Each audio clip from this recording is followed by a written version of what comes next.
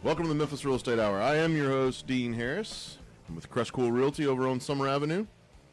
Appreciate you guys tuning in this morning here in the studio, AM 990 Memphis, 107.9 The Voice, or online at www.kwam990.com. You can stream the show there. You can also join us on Facebook Live. Are we straightened up now on Facebook Live?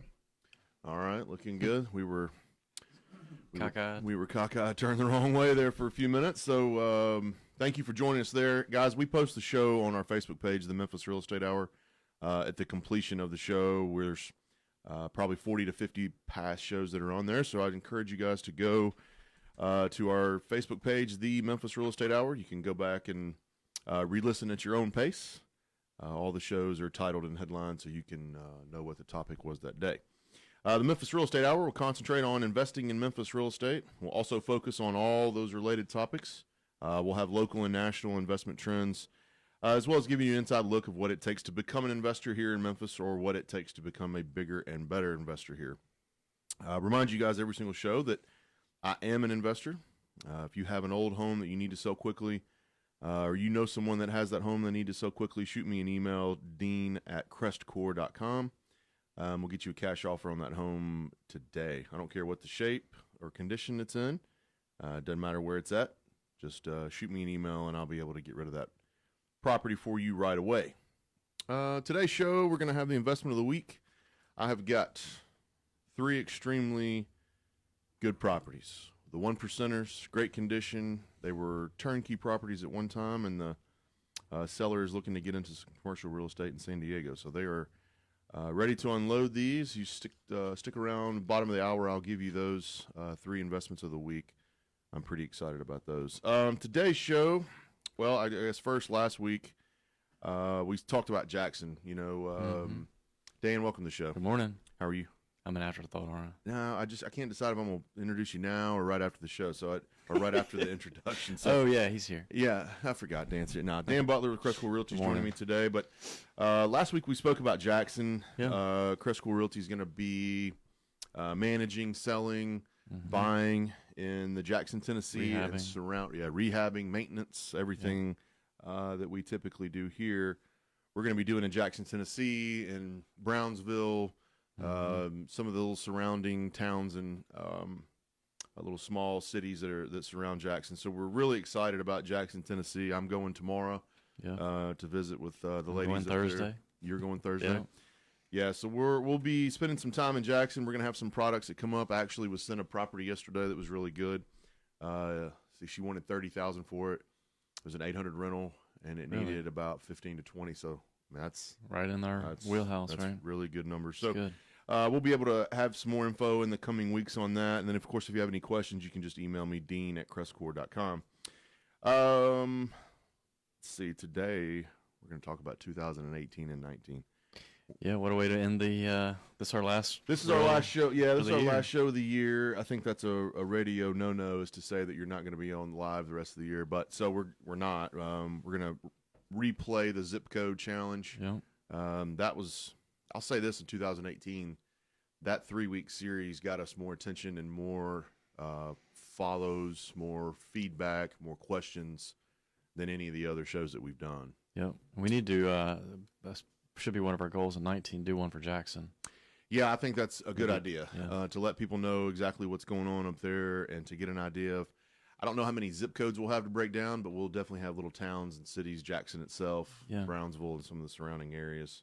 It's definitely broken into 3 parts up there, as far as the city itself. Oh, yeah. It's a north, central, and south. Yep. Yeah, for sure. We'll definitely cover that. But today we're going to talk about what we learned in 2018 and what's coming up in 2019. And I always like to just kind of start off the cuff without our notes. But what's your 2018 highlight? What's your the biggest thing that you maybe learned or that came from 2018 that you're either excited about or sad about or anything? Man, that's a good question. The biggest thing I learned in 2018, for me, one of the biggest, and this might sound small, but I realized I could take Sundays off and still be just as productive. You mentioned that last week. Is that working? I mean, is that it's if you feel better about it, it's something that. Yeah, I mean, I still do stuff, but I'm not like hard charging and sending emails, and it's more reflective and thinking and reading books and that kind of thing. Maybe work on the radio show, but not running the business, if you will. So right. That's good. That's been good for me. I guess one of the things that I learned in 2018 is what goes up must come down. Yeah. We're reaching a price point to where I think we're reaching our peak of the price point. I believe that. You see people trying to push it down, yeah.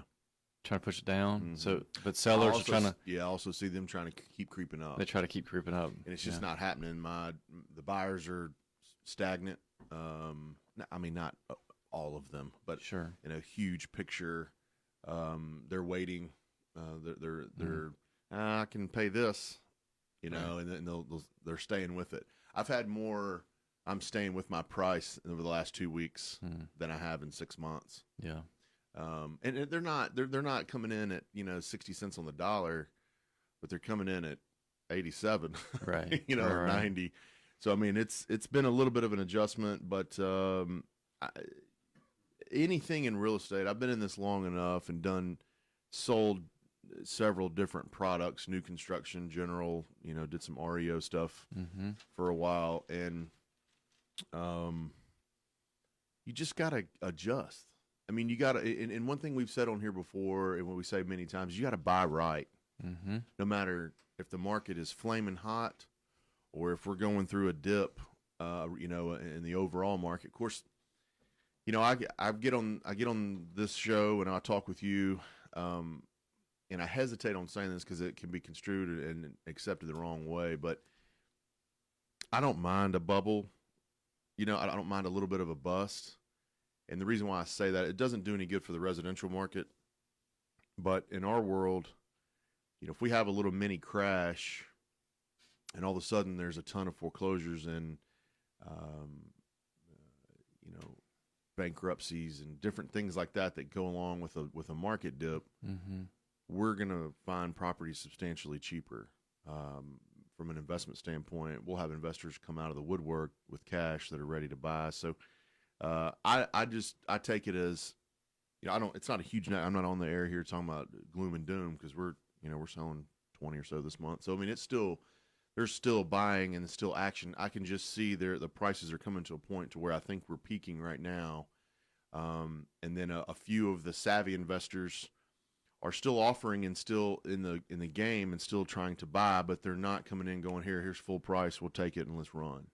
There's a little bit more strategic approach, I guess I should say, from the buyers. And I think you're seeing that on the retail side as well. Yeah, they're flatlining. They're flatlining. It'd be great to have Wendy on here in 1st of January to get the She's last coming in quarter. the second week to give us the third or fourth. That'd be exciting to hear how the year ended with what we think we see versus she what tells she's you. Gonna come in and tell us. Yeah. It either confirms what we're talking about or she steers us in another direction for sure. One thing that I think Douglas and I are on a mission for 2019 is, we've long, had all kinds of assumptions when we buy things, vacancy rates and maintenance and all that kind of stuff.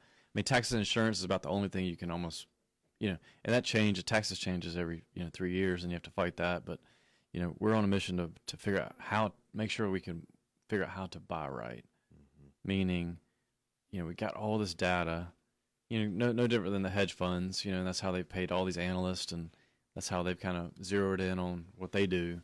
We kind of want to get that same methodical scientific approach, versus, I think it's 50% expenses, I think versus no, I know, and so we want to get that down to that nitty gritty, and not just hope and a prayer. Analyze a little bit more. Yeah, just learn it by map code and, not just zip code, but map code, we've talked about this before, but Fraser gets bashed, but I guarantee you there's certain pockets in Fraser which I know because I own in several of them, which they do great. Anything on Mountain Terrace, I've always done really well with, but you get off, Fraser Boulevard and go a little bit north right there, before you get to Raleigh Millington, that little pocket right there, it's just tough. There. And so you can almost not give me a house. We met with a nonprofit yesterday that deals with blight. Yep. And they were asking about that. I'm like, that's one of the key things we've learned is like, it doesn't matter what the price is on certain areas. You're just not taking it. You're just not going to take it because it's not worth, and he's like, what can we do? And I'm like, well, if you can figure out how to get the city involved to, neighborhood watch and security or sky cops or, something that would actually help, we might reinvest in those areas. So. Sky Cops works, doesn't it? Oh yeah. No, we've helped probably 10 of our clients buy them over the last couple of years. They work really well. You make a little donation to the city, right? And they put one up, monitor it for you. Yeah, you buy it, and donate it to the city, and then the city kind of takes it over from there, and they monitor it and all that good stuff. So it's good stuff. Another thing that I learned in 2018 is to, and we kind of touched on this, is stay aggressive. I don't confuse that with go buy anything, and go recklessly just get houses under contract. But stay aggressive with your search, stay aggressive with your numbers, stay aggressive with your area. So if you're focusing on 2 or 3 zip codes, dive into that even further, find out more. You kind of just touched on this, research a little more, modify your search. If you used to, I have some guys that, Dean, I'm only going to buy a 3-bedroom, 2-bath, period. It doesn't matter. Whereas, you can get a 3-1 or a 2-1 or 2-2 or whatever it may be, and it's still a good product. I would just say open up your mind a little bit. And then we use the Grant Cardone, 10X everything. My sales team is going through a little bit of that right now. If you want to hit some goals that we're not hitting, 10X it meaning 10 times your effort, 10 times your calls, 10 times your emails, 10 times the time you're spending, whatever it may be. Yeah. Just continue to push and continue to grind. And I think, like that person you're talking about stuck on the 3-2, I think you got to zig when people are zagging. Yeah, you say that all the time, but there's a whole lot of truth to that. Talk a little bit about that. Like, it's just like Warren Buffett talks about, be fearful when others are greedy and greedy when others are fearful, and kind of the same concept. If people are being greedy on certain types of houses or certain areas, man, go find another area that's kind of untapped, or not as tapped, or, can you turn an area around, by your involvement, or different size or condos or, what is, so just thinking outside the box a little bit, not just saying, man, I can't find any houses in Berkeley. Well, go outside of Berkeley. Go outside of Berkeley, Right. But I had to do that years ago. I love Berkeley, and I bought a ton over the years in that area, but at the end of the day, if you want to grow and grow substantially, you can't just stick to that one zip code. Yeah, and I always hesitate, too, on just holding tight on one area. Because if that area, for some reason, were to turn on you. Now, Berkeley's been super strong for a long time, but if it were to, and that's the only thing you've got going on, you can catch yourself in a bad spot. So, True. Expand your horizons. Think a little bit outside the box if you typically have not done that. 2019, what do you think's coming? I think rising interest rates.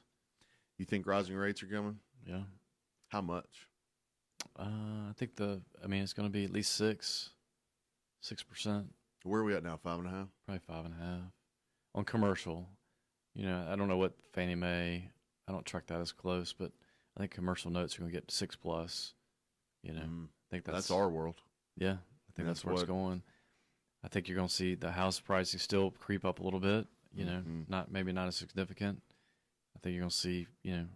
With that, I think you gotta have rents gonna continue to go up. Not like dramatically, not like Florida where you're gonna go up hundreds of dollars, but I think you're gonna go up 10, 20, 50 here and there, depending on the pocket. So, what about you? What do you think?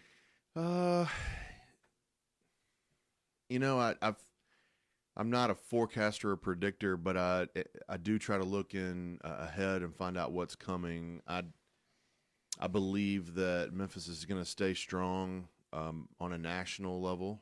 We were like killer for so long. The prices have come up. I still think it's strong, but I think we're going to see an adjustment in 2019 that will be positive for the investors that are looking to purchase. I think that you're going to get a little bit better quality of home that's out there. I think some of the turnkey products that were bought 4 and 5 years ago are, people are now in that time frame of selling. I mean, I just sold 4 this week that were turnkey properties when she bought them 4 years ago. Matter of fact, the 3 investments of the week today are the rest of her package that she had bought 4 or 5 years ago. Now she's moving into some commercial real estate in California. But isn't that funny? Like, that's just another classic story of just nothing wrong with the houses, but she just wants to try commercial. And there's absolutely nothing wrong. I've seen seen them. They're occupied and cash flowing, and she just has another idea that she wants to get into. And I think that you're going to see, because I think, so we'll talk about that for a second. I think in people's minds, they believe, I'm going to buy these and I'm going to keep them for 50 years. I'm going to pass them to my kids, and they're going to do, and that could be your strategy. But life does happen, or opportunities do come up.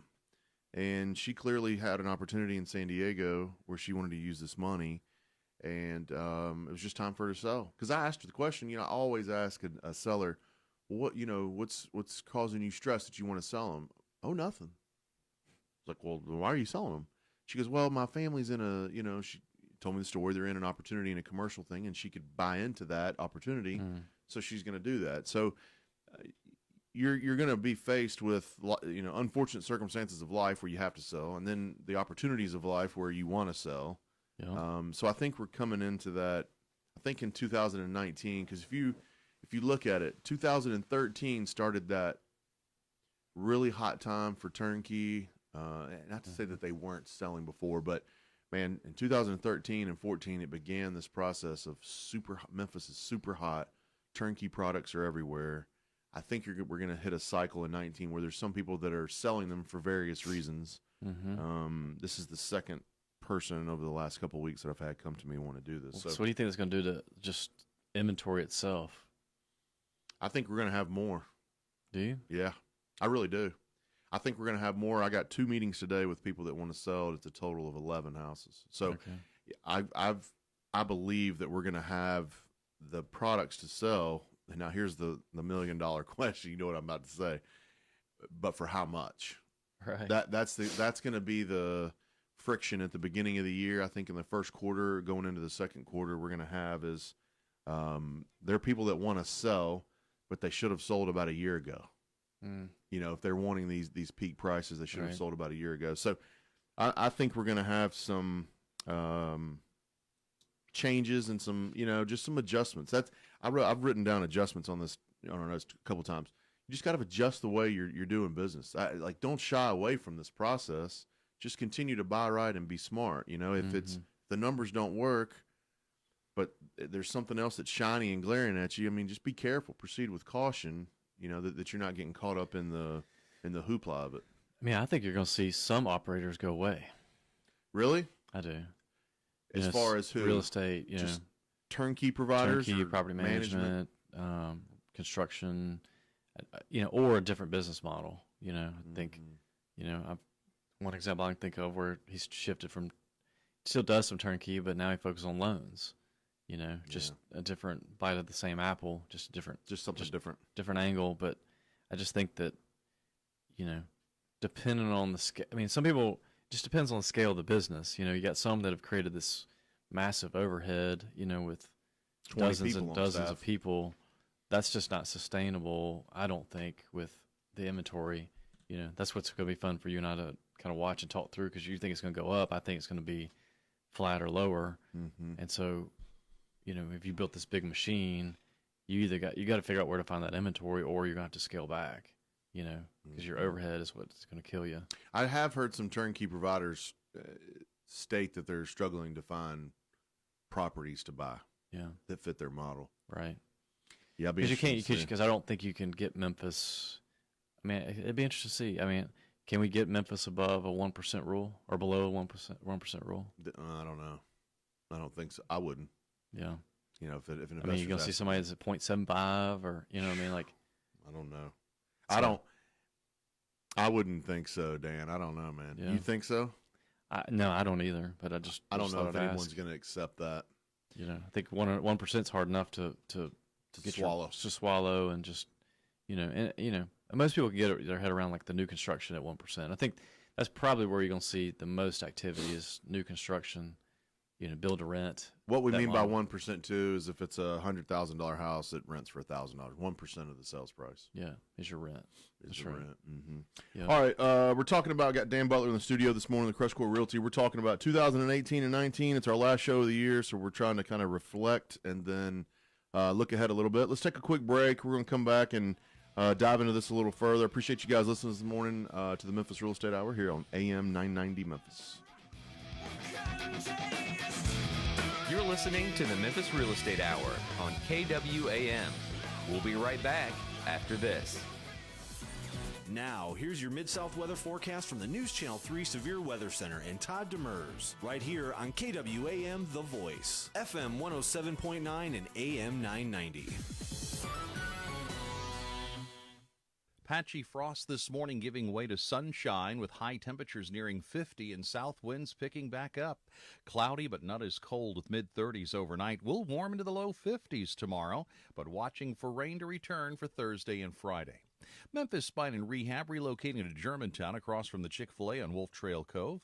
Call 901-751-0939. Memphis Spine and Rehab. I'm News Channel 3's Todd Demers on The Voice, FM 107.9 and AM 990. Griffin, Clift, Everton, and Mashmeyer, PLLC, is a full-service law firm with over 50 years of experience in the Memphis area. Real estate closings have continued to be the forefront of their law practice, which include residential, commercial, and development real estate transactions, drafting and negotiation of real estate contracts and leases, business information, preparation of wills, probate, and estate planning. Their firm represents a number of builders, developers, investors, and local lending institutions, and is approved to close transactions for most local banks and mortgage companies. In addition, they offer title search, title examination services, and title insurance through several well-established title insurance companies in the Memphis area, as well as Tennessee and Mississippi. They strive to offer services in a prompt and timely fashion while advising and representing clients in a zealous and professional manner. Should their offered services be of need, please contact William N. Griffin Jr. or any of their attorneys at 901-752-1133. They can also be found online at www.gcemlaw.com or on Facebook. Is it a good time to buy or refi? Is it a buyer's market or seller's market? Are interest rates going sky high soon? Hi, I'm Ludi Calloway, the mortgage lady at iBank Mortgage. I tell my customers to ask questions, get answers. So join me every Monday morning at 8 and I will tell you what's going on in today's still changing mortgage world. Remember, most people think about mortgages a few times in their lives. I think about them every single day. Tune in Mondays at 8. CBS Money Watch. Volatility on Wall Street continues. The Dow lost more than 500 points yesterday before rebounding to finish up 34. The Nasdaq rose 51. Shares of Apple weighed on the market early after a Chinese court granted Qualcomm an injunction against the iPhone maker. The Chinese court decision banned the sale and import of most iPhones amid the ongoing trade battle between the U.S. and China. Meanwhile, British Prime Minister Theresa May has delayed today's vote on Brexit. The news caused the British pound to drop to its lowest level in 20 months. And that's your CBS Money Watch report. For more, head to cbsmoneywatch.com. At the New York Stock Exchange, I'm Diane King Hall. To experience relief from muscle cramps and soreness, use TheraWorks Relief. This fast-acting foam is proven to prevent and relieve foot and leg cramps. Get TheraWorks Relief today in the pain relief aisle at Walmart, CVS, Rite Aid, and Walgreens pharmacies, or TheraWorks. You're listening to the Memphis Real Estate Hour on KWAM. And now, here's your host, Dean Harris. All right, welcome back. Welcome back to Memphis Real Estate Hour. We're talking about 2018, what we learned, what we see in 2019 today. It's our last show of the year, so we're kind of reflecting and looking ahead. First, though, I'll give you some more free money, right, Dan? Oh, boy. Just got to spend a little bit to get it. Just got to walk out on that. You just got to give yourself a break. All right, investments of the week. I got 3 really good properties here. These are going to fit into that right at 1%, maybe a tad lower than the 1% rule, but these were purchased as turnkey properties. So in the last couple of years, they have been gone through a complete and full rehab. You're still going to probably see a little cosmetic repair here, but the major mechanicals, roof, all of that is just a few years old. So I'm excited to bring you these today. I've got three, so here we go. 3188 Beauchamp, Beauchamp, Beauchamp. 3188, 4-bedroom, 3 full baths. It's occupied at $1,000. Seller's looking for $104,900 on this one. This is in the 38118 zip code. It's solid property, 4 bedrooms. It's going to stay rented. That's the one thing about 4 bedrooms, especially in the 118 zip code, is they will stay occupied. Lots of people are looking for those. 3188 Beauchamp, 4 bedrooms, 3 baths, occupied at $1,000. Seller's looking for $104,900. Number 2, 1065 Craigwood, 3 bedrooms, 2 bath. It's in 38116. This is Whitehaven, Sequoia Gardens area over there. 1065 Craigwood, 3 bedroom, 2 bath. It's occupied at $1,000. Seller's asking $104,900. Another good solid property over in the Whitehaven area. I love this. Close to FedEx, lots of jobs in the area. This one should have no problem staying occupied either. Then we got one over in 38111, which is on Rhodes, 4322 Rhodes Avenue. 3 bedroom, 2 bath, occupied at $1,095, basically $1,100 rental for $114,900. 3 bedroom, 2 bath at 4322 Rhodes Avenue in 38111. Occupied at just under $1,100, $1,095, and the list price is $114,900. So 3 really good properties today. You're looking at about $3,000, $3,100 in rent for probably just at $300,000. So you're coming back at that 1% rule. But this is the, if you're that investor that's looking for low maintenance, passive type of investment, on time payments, that type thing, low maintenance costs, or calls and interest for from a maintenance standpoint. This is a good package for you. So you guys go to the website, www.CrestCoreRealty.com, where you will see these 3 properties as the investments of the week, and you will also see all of our other listings. We're back up to, I think, 79. So we're floating around that 70 to 95 range. Just as soon as something that's good comes in, it usually goes. Yeah.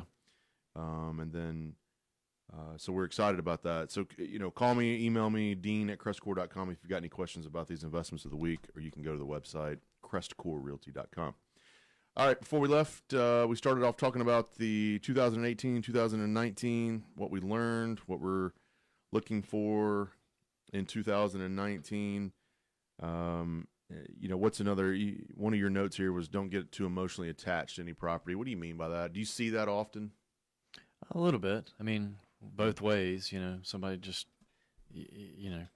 looks at the numbers and kind of dives in and just falls in love with the house and not the numbers. Yeah. Or falls in love with the house. The numbers are telling you to sell, but you don't sell. So we've just kind of learned, you should always be buying. You should always be selling. Is there a way to avoid that emotional attachment? Because I see that. I mean, I see exactly what you just said. I see the emotional attachment on the spreadsheet, and I see the emotional attachment on the pictures of the house. Right. Right. I mean, especially because most of my clients are out of state. So they either really fall in love with that spreadsheet or they really fall in love with the pictures, and they get blinded by one or the other. Yeah. I mean, on the buy side, I think your spreadsheet, I mean, that's what we were talking to that nonprofit that deals with blight yesterday. It's like, there's houses that we had in North Haven for $12,000 that you would think that's like the 3-point-something% rule, and yeah, but it's North Haven, and we still lose money. And so you can't just fall in love with the spreadsheet. You need to understand the demographics of the area. Are there jobs? Are there businesses? Are there, what's the tenant pool? So just understanding that area, just like we always talk about west of 3rd and east of 3rd, you got to understand that kind of stuff. So you get hooked into a spreadsheet, and you're looking at west of 3rd, be careful, Proceed with caution. So the spreadsheet doesn't tell all the answers. You got to look, at some of the other data around like schools and crime and you know, especially if you're, you know, being local, that helps, and finding a local expert, you know, whoever that may be, is key to that, you know. And if you don't have a local expert, you definitely need to be Googling every bit of data you can find. So here's what I got one this week. A guy called me about California, found me on Zillow, Zillow, and he said that a home provider, that was his words, here in Memphis had sent him a 3-house package in 38126. oh wow. Yeah, like 68,000 for 3 houses that were all occupied at 550. And of course, what did he do? He fell in love with what? The numbers. He fell in love with that spreadsheet. Which is, you know, that's the nonprofit that I deal with, work with, is down there, and that's one of the top 2 poorest zip codes in the nation. So you got to understand that. I mean, you might want to say, I still want to try it, but you got to understand what you're going into. What I told him, because it does look fantastic. I mean, it was $1,650 in rent for $60,000. So, right. You know, I mean, that looks. Whereas I got calls yesterday from a guy buying it $1,550 rent for $174,000. Okay, so that's, I mean, that's 2 ends of the spectrum. 2 ends of the spectrum, right? So he was, you know, he was an international investor. I think he was out of California, but he wasn't he had an accent of some kind. So, you know, he's asking me and he's talking about it, and you know, he was shocked that I didn't say, "Man, this is great." He's like, he even asked me, like, "Don't you work on commission?" Like, he asked me that question. I was like, "I do, but I also have some more. I gotta sleep at night. Yeah, I gotta be able to live with myself." And you know, part of that's being on the property management side. You know, what we're going to deal with on the back end. You know, I just after you sign the signature and it's under our management. You know, you're going to get all kinds of, you know. But he kept. Well, let's look at the. And I was like, sure. I mean, you know, let's take a few minutes. Let's take a look at it. And he was like, you know, there were 550 rentals, so it was 1,650 in rent. And he's, you know, I know what he's doing. Oh yeah. You know, he's going 60,000. I can have this paid off. You know, he's running through the numbers, and I said, I just let him finish. You know, I don't want to come across as discouraging, because you need to learn, right? That's I mean, right. like, it's a learning process. So he went through the whole thing, and I did this with him. Your rule, you're 50%. I said, and I even went further. I was like, all right, do this for me. I said, I just know this market. I know this area. I said, take out 65% of the gross rent. I mean, like a ton of it. Mm-hmm. And I said, take that out and then run the numbers. So he's feeling it, and all of a sudden he goes, well, you know, it's okay. You know, all of a sudden I was like, well, if that's just okay and you don't feel good about it, I was like, you need to pass. I said, you're just going to run into way more headaches, way more turnover, maintenance, crime. Yeah. You know, if it goes vacant, then Lord help you. Yeah, because that's I mean trouble.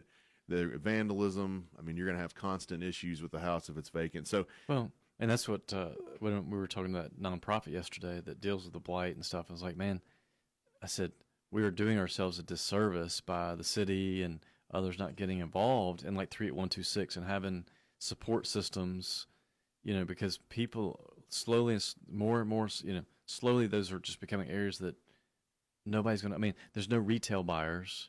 yeah. You know, none. I mean, to speak of. I mean, a couple percentage points that somebody that could actually get a loan and get approved and, you know, buy it for themselves. Mm-hmm. So then that leaves investors, and then your investor pool is shrinking by the day because of the reputations of certain areas, and it's just going to further affect that neighborhood. You know, it's just going to cause more houses to go vacant and get vandalized and then tore down. And is that on 126? Is on the southeast side near of FedEx Forum, yeah, southeast side of FedEx Forum.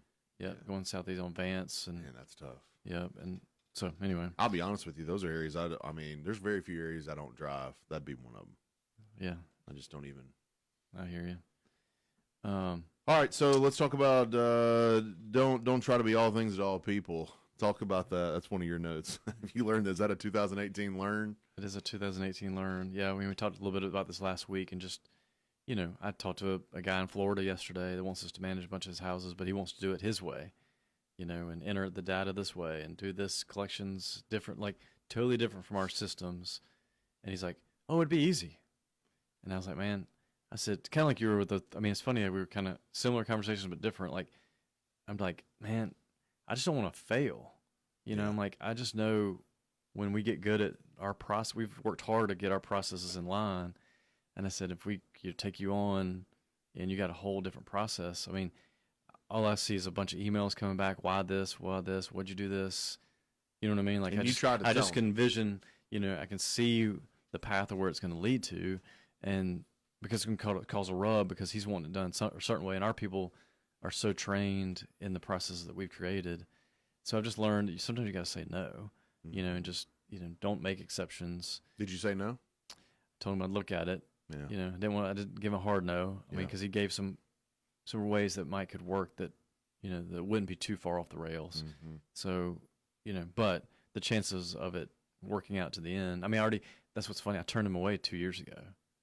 So they've kind of modified, because 2 years ago it was real extreme, but they've been unsuccessful at getting anyone to do that. Get anybody to do it and do it successful for them. So you would think they'd learn on their end. You got to fall into some other systems. So on your notes here, you got rather have small portfolio clients versus large institutional. Why do you say that? That's something, I this used is to. from management, I'm sorry. From this management, is from proper management standpoint, yep. Just, I think that for us, we've just seen a lot of our peers and friends and even ourselves, when you get to a certain size, you start wanting to do things on your own, create your own management company, ask for concessions, with everything. So it just becomes like it's not as profitable, versus a person that's 1, 2, 5 houses. You're not going to lose, for lack of better words, 500 2-house people. Yeah.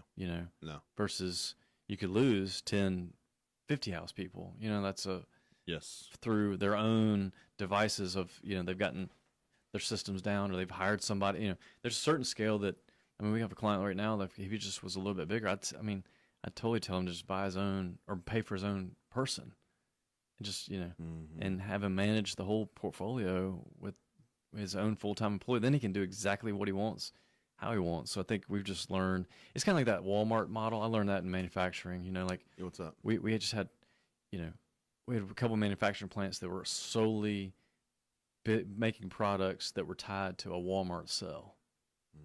And so if Walmart buyer, purchasing agent, whatever they call them, buyers, I think, decides they don't like your product or you won't go low enough on the price, they just go to the next supplier. Yeah. And so I've seen plants shut down over that.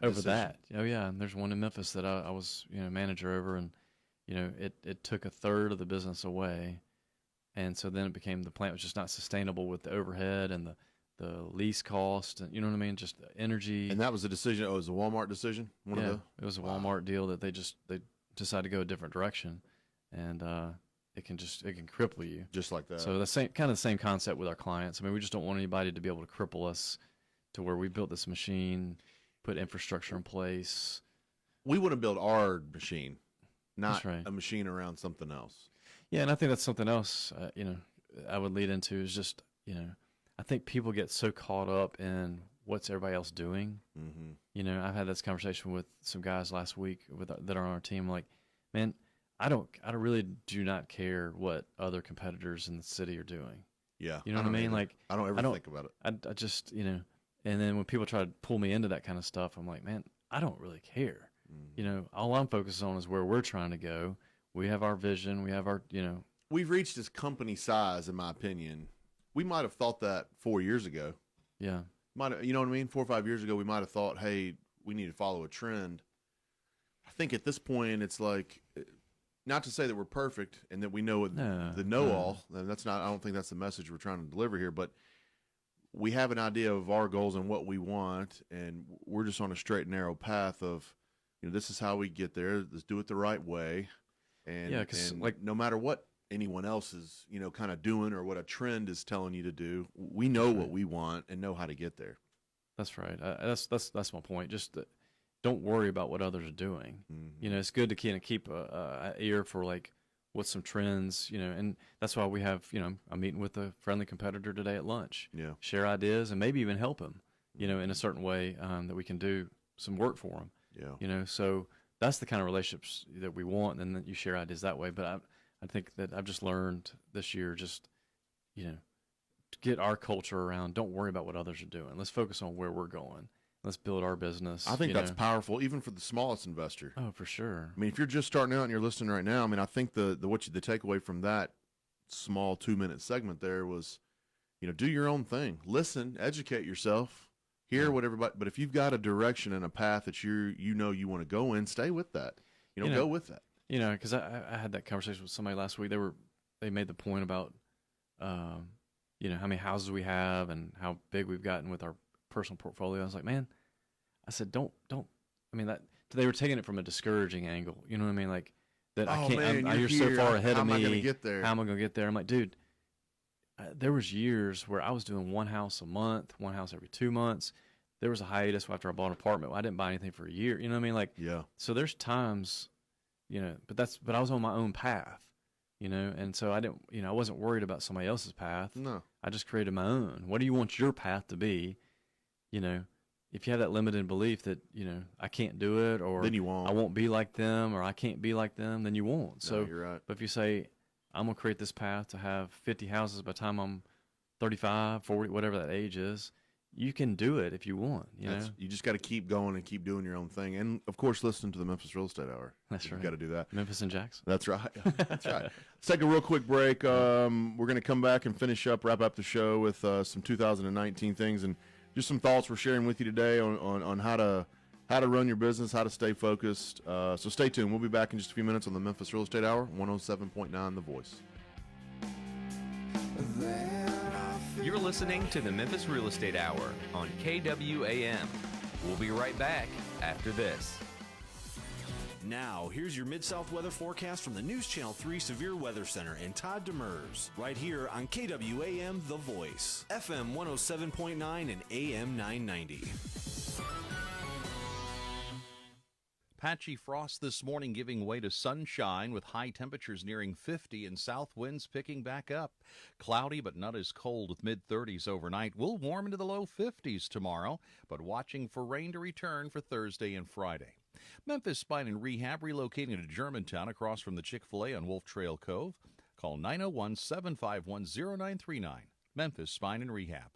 I'm News Channel 3's Todd Demers on The Voice, FM 107.9 and AM 990. Griffin, Clift, Everton, and Mashmeyer, PLLC, is a full-service law firm with over 50 years of experience in the Memphis area. Real estate closings have continued to be the forefront of their law practice, which include residential, commercial, and development real estate transactions, drafting and negotiation of real estate contracts and leases, business information, preparation of wills, probate, and estate planning. Their firm represents a number of builders, developers, investors, and local lending institutions, and is approved to close transactions for most local banks and mortgage companies. In addition, they offer title search, title examination services, and title insurance through several well-established title insurance companies in the Memphis area, as well as Tennessee and Mississippi. They strive to offer services in a prompt and timely fashion while advising and representing clients in a zealous and professional manner. Should their offered services be of need, please contact William N. Griffin Jr. or any of their attorneys at 901-752-1133.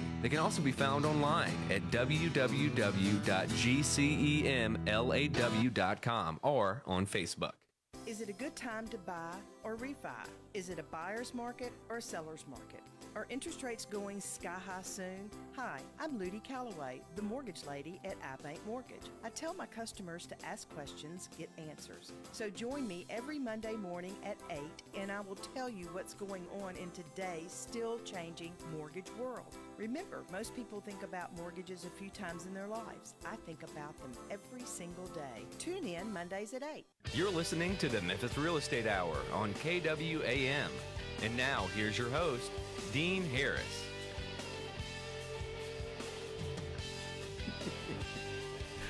All right, welcome back. Love this song. It's old now. Man, that makes me feel weird. I ain't gonna lie to you. It's 20 years old. Oh, I know how old it is. This was junior. What year? More than 20 years old. It's I more was than gonna say, this happened when I was 13 or 14. I my think freshman year. his album's like 94, 95, maybe That's something what I like that. mean, yeah. Is it 10? This is 10? No, this is Vitality. Versus. Versus, that's it. All right, Pearl Jam, folks. All right, welcome back. Dan Butler and I with CrestCore Realty are in the studio. We are talking about 2018 and 19, kind of some reflection and some look ahead to 2019. Dan, what you got? Some goals. Let's talk about some goals for 2019 here in this last segment. Goals. Got a revenue goal. Yeah, just hit certain revenue for us as collective of companies. Hit a certain margin, 15%, net. Mm-hmm. We just feel like that's a healthy place to be. So whatever we do, we don't want to be anything that's less than 15% net. And it's like, man, and you start thinking about it, like 15% ain't that much. It takes a lot of money, a lot of revenue, to make it where 15% actually makes a difference. But, third market, I think we want to be in a third market by the end of next year. So we'll see what that looks like. That's going to be exciting. Yeah. How about you? What's some of your goals? To establish Jackson as far as sales oriented. I mean, we're there, but to begin transactions in Jackson, we're working on that actually for January. So consistent stream of Jackson transactions. We have grown. One thing that I was shooting for 19, but we've jumped ahead a little bit, is we've opened and started our retail and residential division. Alyssa Fowler is heading up our residential and retail division. So it's actually something really, it's very exciting. Yeah. So we're no longer, I guess to explain that and what I mean by that and why it's so exciting is, we've been so busy. I've been so busy. If I had friends and relatives call me, I would list their personal home and do that. But outside of just a friend and relative, I would refer that business to another agent. I just didn't feel like I could adequately give it enough time to properly service that client. So I would refer it out. Now we're bringing all of that in-house. We're actively pursuing residential retail listings and sales and buyers. Alyssa's got several years of experience with this, and I'm really, really, really excited to have her on board. She's if I'm excited, she's 10 times excited about it. So that's great. We've got a residential and retail division that we're going to start. What about you? Anything else? Just a lot of culture for 2019. Getting we want a high performance team. We want to add benefits for our employees. Get that selfless service culture. We're just others focused. I really think that's important to. I mean, you see it in the office. We're just trying to always trying to help people. You know, and help each other and. Not stay in silos and not try to be, somebody we're not, just help. Yeah. And so help others succeed, help others win, whatever that looks like in the day-to-day. I think that's what we want to do with our culture. And I mean, you said it day before yesterday, just those that are in our team, they've got to be high performers. That's a big motto with ours. We use a lot of RTMs, remote team members. Yeah. So if you're we're going through some of that now. And by the way, that isn't easy to relay. Yeah. That's not easy to get across to your employees, to your people that are on your staff that work for you. But if you're in our office, you're not in there for a paycheck. You're not there to ride the clock, and you're there for a paycheck. We've got to have something from you. You've got to want to be there. You've got to want to dive in and give us 110% of everything you've got. But it's super rewarding. Yeah. So that's the bonus part about it, is we're not asking it to be a one-way street. Hey, give us, and we take, but it's a give and take. You give us what you have. We're going to provide this place to work and be very rewarding from a goal-oriented standpoint. A goal of mine for 19 is I personally want to. I'm shooting for 9 to 11 houses to purchase in 19. Okay. That's just a little less than one a month. Personal goal, a little less than one a month. So, I'm actually looking now for the first quarter to either get a 1 or 2 or a 3 or 4 house package. So, and it's important for each individual to set those goals. I mean, you can say all day, hey, I want to buy 10 houses in 2019, but if you don't have any kind of plan, and we've talked about that you can go back in any of the past shows talking about a plan in place. But I do have a plan. I mean, I've got some ways I'm looking for certain houses and certain areas that I'm looking in, and I would encourage all the other investors that are listening. If you've got goals in 2019, you got to come up with a plan now. I mean, don't look at it the first week of January and be like, "What am I going to do?" Because I'm telling you, I've done this in the past.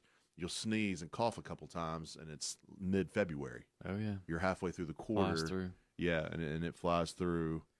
I got an extreme one for me. One free day a week with no appointments or any meetings. So one day during Monday through Friday. Monday through Friday, not Saturday, Sunday. Monday no through Friday. appointments and no meetings. Yeah. Why do you do that? What are you wanting to spend your time on those days or that day? Stuff that I'm good at that will help the business get to the next level, whether it be growth or new opportunity or new deal or just maybe personal growth. Yep. Maybe exercise is part of that. Just basically whatever I want it to be, not just let the day control me. So yeah, I've been doing that for so long, where the day kind of controls me. Is that every day for you? What's that? That your day controls you? In the sense of, I say that it's filled with appointments and meetings, and one of my buddies from South Carolina texted me last night. He's like, "How many level 10 meetings you have?" And I'm like, 5. He's like, "My goodness," like yeah. And those are hour-and-a-half meetings, which they're all very, very productive and very, very needed. Yep. And as you know, that's the only business meeting we have with each business leader. But yeah, that's so that just lends itself to, like, I'd love a day to recharge within that week. So sounds like middle of Wednesday might be the day. Wednesday, Thursday, yeah, something like that. After you put a few in. Yeah, it's tougher. It's just tougher to do than you think. Is it? Oh yeah, try it. Try to do a half a day. So I can't, with the amount of phone calls and different things that I schedule because of out-of-state clients. It's hard. That would be close to impossible. I was gonna say, you're about to say an absolute. Yeah, it's impossible. Close to. Yeah, no, I wouldn't say impossible.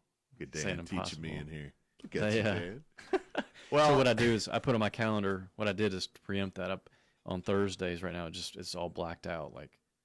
And so I have to, when I go to talk to somebody and look at my days open, I'm like, ooh, do I really want to put it on Thursday? Yeah. So. Well, I want to say this. This is the last show of the year. We've been doing this for 2.5 years, and I can't thank everybody enough for listening to the show. The responses that we're getting, we're super proud of it. We're very grateful for the opportunity to bring this information to you. So we just want to, from myself and Dan, the team here at AM 990 KWAM, we're really appreciative. Thank you for listening to the show. We'll be back in 2019. We're going to play the next 3 weeks our Zip Code Challenge. So you guys stay tuned to that. Thanks again for listening, and we'll see you at the first of the year. All right? Yes, sir. Okay. Thanks a lot.